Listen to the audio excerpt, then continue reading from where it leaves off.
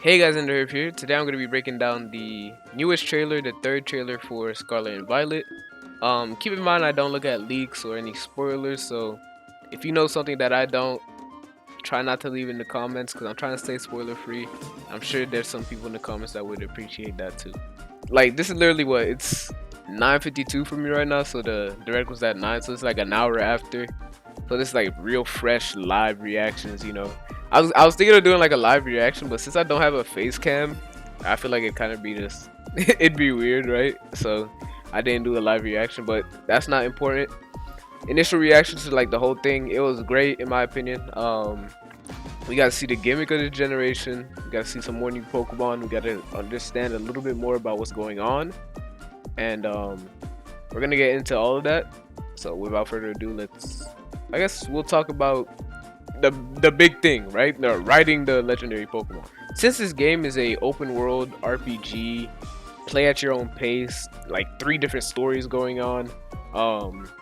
I guess they give you the legendary so that you can traverse around the region, right? Because the legendary can run, jump, fly, and swim, right? So since you're gonna be exploring a lot, I guess the legendary is just gonna be like your partner Pokemon, right? That isn't your starter.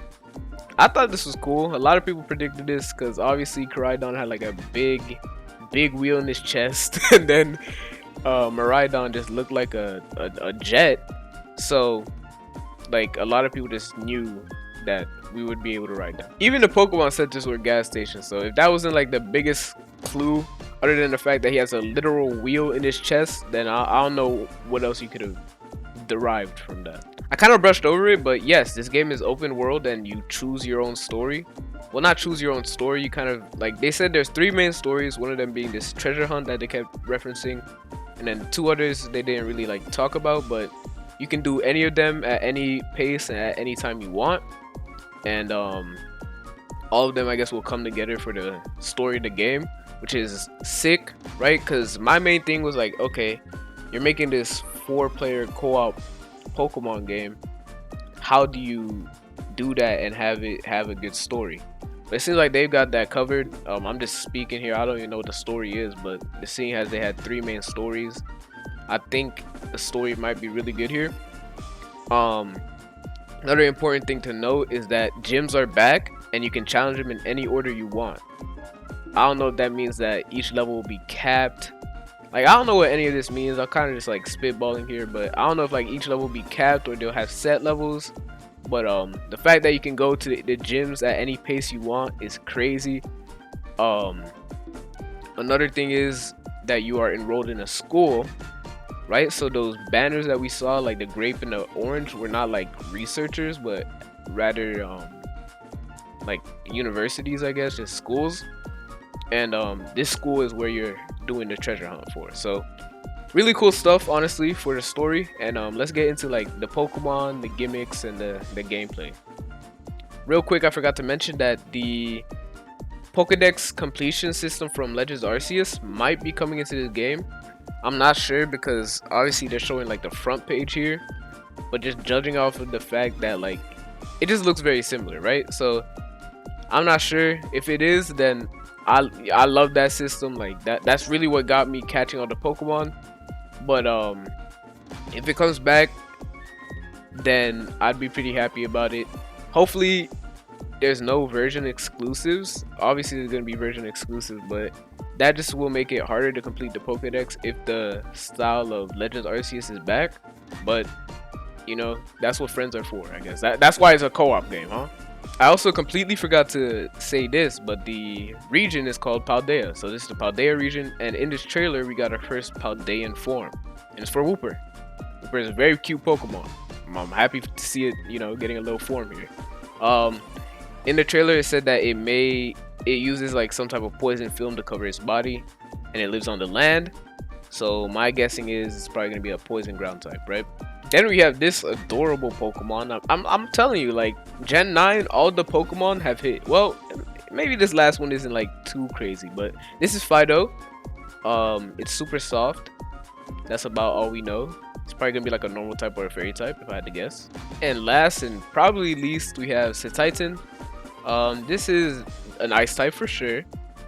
and maybe rock or dragon. I think it looks cool, but I can see where people would not think it looks cool. So the gimmick for this region is not Mega Evolution. I know there's a lot of people that still been hanging on since Gen 7 for Mega Evolution, but I just don't think it's coming back. And if it does come back, you can just slap me in the face whenever you see me. Yeah, this new gimmick is called Terastillizing. It turns your Pokemon into a gem. So this whole gem theme, this whole treasure hunt theme seems like what the region is all about. I'm gonna guess that the fossils are gonna be fire if they're in this game. Like, I hope the fossils are fire, because if we're on a treasure hunt, like it's all gem themed, like the fossils better be fire. But it looks like when you terastallize, all your moves become that stab of whatever Terra type you are. So yes, there's something called a Terra type. Now I'm not sure if you gain the Terra type when you terastallize, giving you like potentially a third typing, or all your moves just become that type or that stab, right? But nonetheless, this is kind of interesting to me, because if you can get like 3 typings, that's a first, and that's pretty wild. And just the fact that you can change up your stab at all is kind of cool too. There are also Terra raids, I think they were called. This game's version of Dynamax raids. So yeah, you can do it with your friends that you're in co-op with, or just probably random people online. And I think this is how you get the different type of Terra types for each Pokemon, because while they were talking about it, they were saying like, oh, I hope you guys go out there and catch every unique Terra type or whatever. And they were talking about the raids at the same time. So I think that may be how you do it. And that's about it for terastillizing. So yeah, without spoilers, without leaks or anything, this is all I could gather from this trailer. Generation 9 is really looking like it's gonna change up the game, or at least switch it up from what we're used to in the best way possible. The game is looking clean.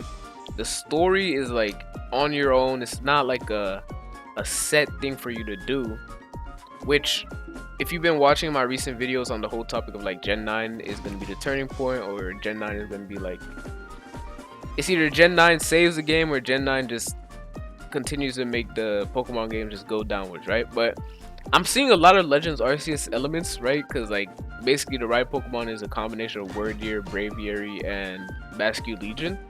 So I think, and if they got the Pokedex completion, I'm thinking that my hunch that everything after Gen 8 will be like great is right. But you know, the game still hasn't dropped. We still haven't like actually played the game, so they could be like fluffing it, right? Like they could be like, oh, it's gonna be the best game on the world, right? I could be doing that. I may be holding on to too much hope, but if I don't hold on to hope, then who will? Thank you guys for watching this video, and I'll see you on the next trailer.